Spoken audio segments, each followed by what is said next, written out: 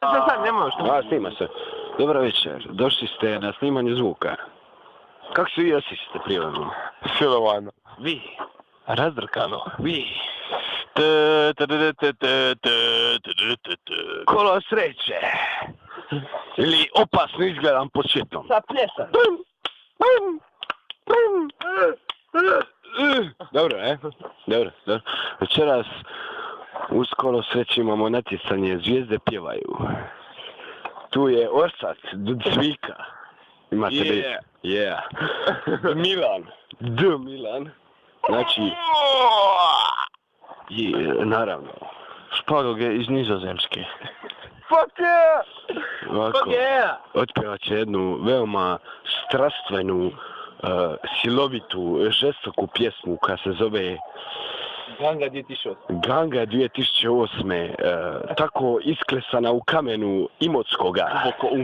Duboko umna i razborita i emocionalna, spada pod urbanu kulturu emo panka stvorenoga u urbanome panku emu podzemnoj željeznici.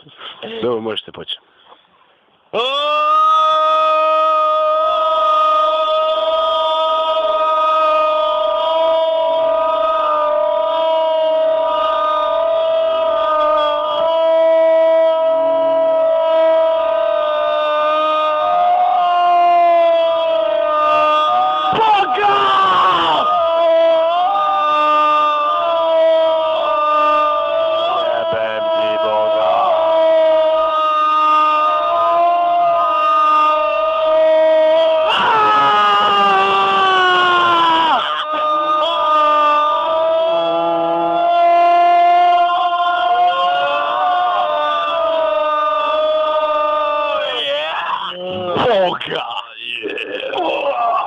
Ovo je sve bilo večeras